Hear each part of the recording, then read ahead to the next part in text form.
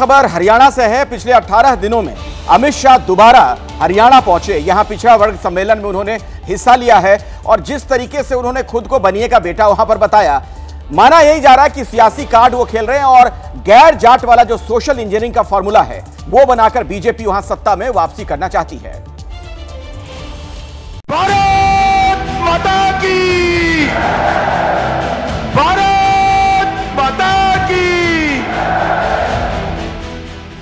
3 हफ्तों में ये दूसरा मौका है जब गृह मंत्री अमित शाह सत्ता की हैट्रिक के लिए हरियाणा पहुंचे हैं। कल हुड्डा साहब ने घोषणा की है हरियाणा के गांव-गांव जाकर कांग्रेसी हिसाब मांगे। हुड्डा साहब सुन लीजिए, मैं बनिया का बेटा हूं, पाई पाई का हिसाब लेकर आया हूं, पाई पाई का हिसाब।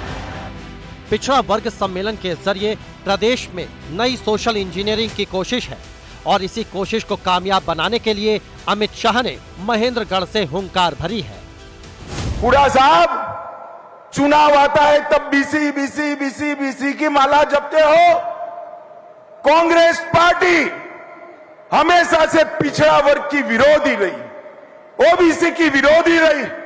कर्नाटक में बीसी का रिजर्वेशन छीनकर मुसलमानों को रिजर्वेशन देने का काम।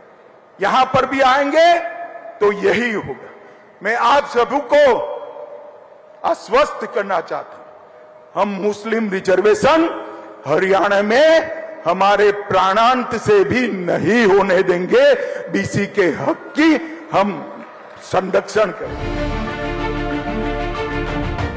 लोकसभा चुनाव से पहले ही बीजेपी ने प्रदेश में सत्ता का परिवर्तन किया।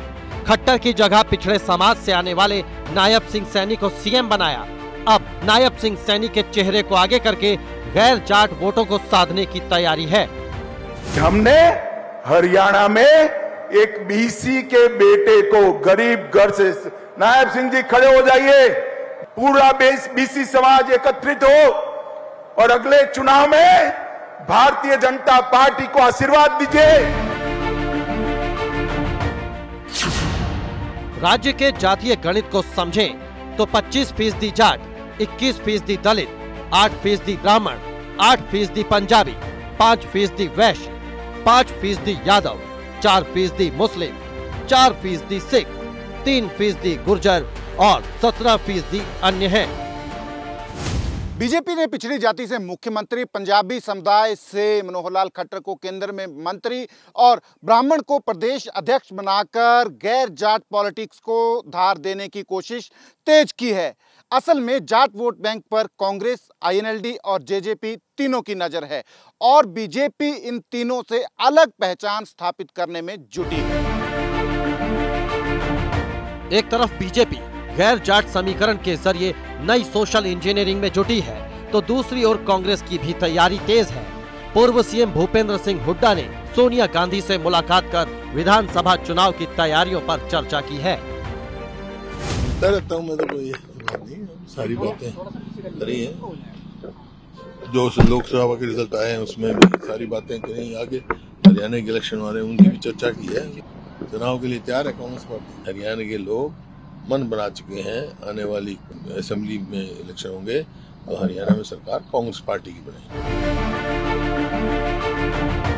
पिछले हफ्ते ही बीएसपी और आईएनएलडी का भी प्रदेश में गठबंधन हुआ है। दोनों दल साथ मिलकर चुनाव लड़ रहे हैं। कुल मिलाकर देखें तो हर राजनीतिक दल अपने अपने हिसाब से जातीय और सामाजिक समीकरण को सेट करने में जुटा हुआ है। इन सब के अलावा जाट वोट बैंक की राजनीति करने वाली जेजेपी भी प्रदेश में एक प्लेयर है। फिलहाल जेजेपी का किसी से गठबंधन नहीं है, लेकिन जाट वोट बैंक के दम पर दुष्यंत चौटाला अपना एक अलग असर राज्य की राजनीति में रखते हैं। पिछली बार चुनाव के बाद जेजेपी ने बीजेपी को समर्थन दिया था, लेकिन इस बार क्या करेंगे ये आने वाला वक्त बताएगा।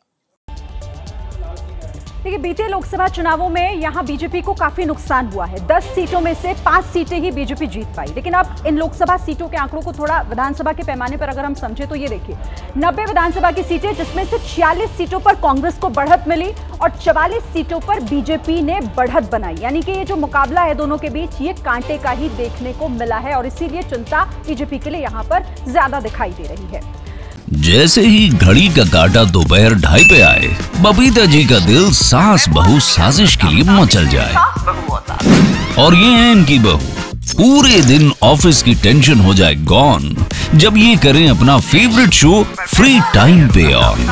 इनकी तरह आप भी देखें अपना फेवरेट शो अपने टाइम पर और डाउनलोड कीजिए एबीपी लाइव ऐप अपने स्मार्ट टीवी पर।